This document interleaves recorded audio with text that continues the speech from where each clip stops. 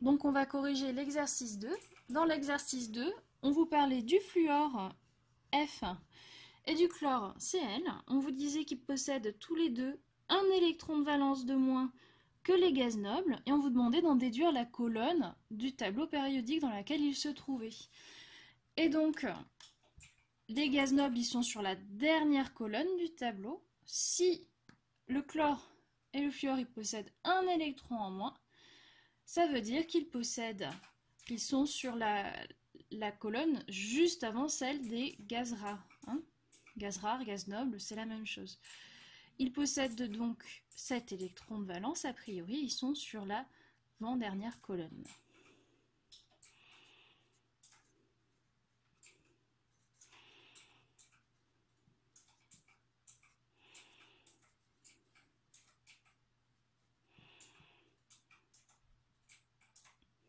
On nous demande leur nombre d'électrons de valence.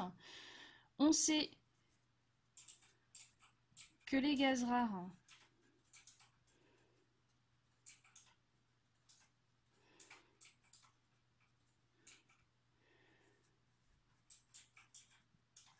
possèdent soit 2 électrons sur leur dernière couche,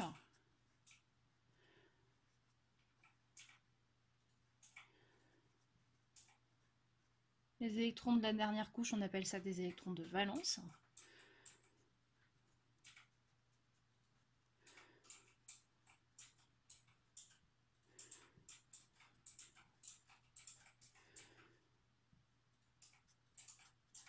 Soit ils en possèdent 8.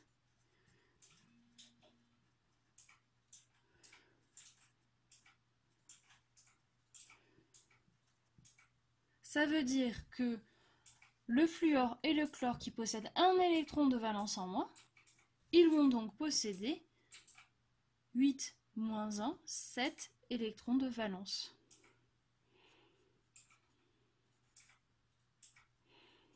Donc le chlore et le fluor possèdent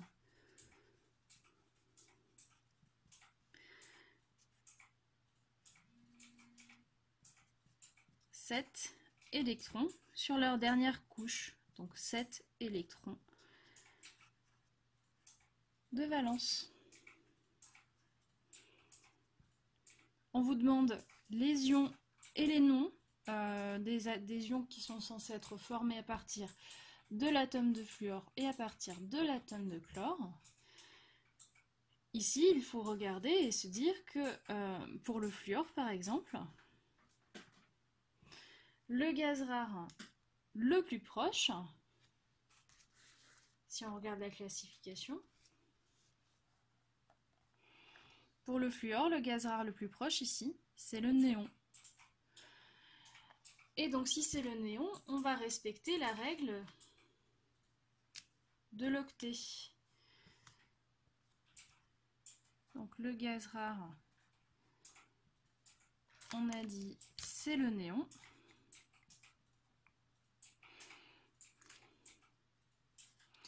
La règle qui est respectée, c'est celle de l'octet. Le fluor doit avoir du coup 8 électrons de valence.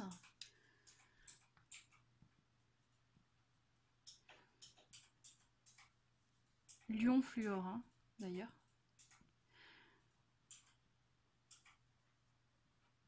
Qu'on appelle l'ion fluorure.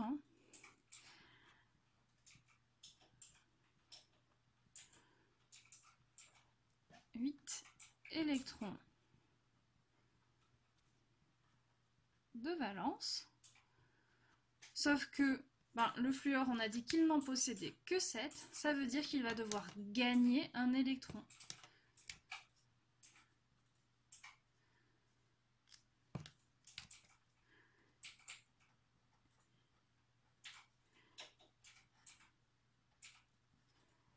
Et s'il gagne un électron, il va être chargé négativement et il va former l'ion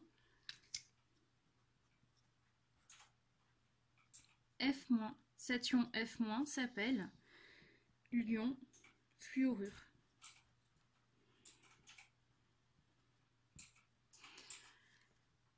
Maintenant, on va regarder pour le chlore. Pour le chlore, ça va donner exactement le même raisonnement. Sauf qu'ici, le gaz rare le plus proche, ça va être l'argon.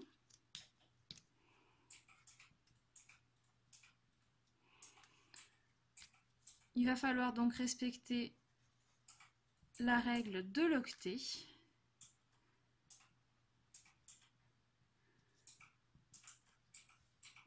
Pardon.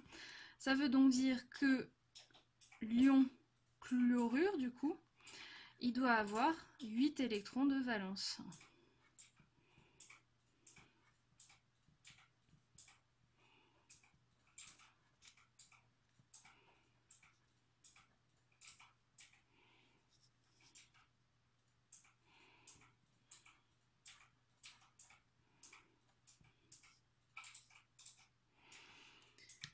Donc,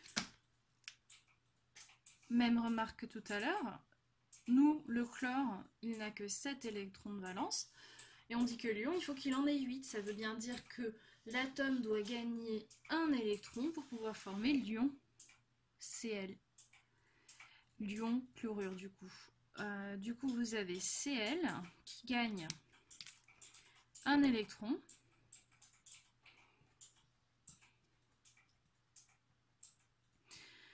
Ce qui va nous donner, du coup, l'ion négatif, Cl-. Et on l'appelle celui-ci l'ion chlorure. Et alors pourquoi est-ce qu'on l'appelle l'ion chlorure ici et pas l'ion chlore? Et lui, pourquoi est-ce qu'on l'appelle l'ion fluorure et pas l'ion fluor? C'est uniquement parce que ces deux atomes, le fluor et le chlore, appartiennent à ce qu'on appelle la famille des halogènes. Les halogènes se situent une colonne juste avant les gaz rares. Et c'est une spécificité des halogènes de rajouter ure en fait à la fin de leur nom d'ion.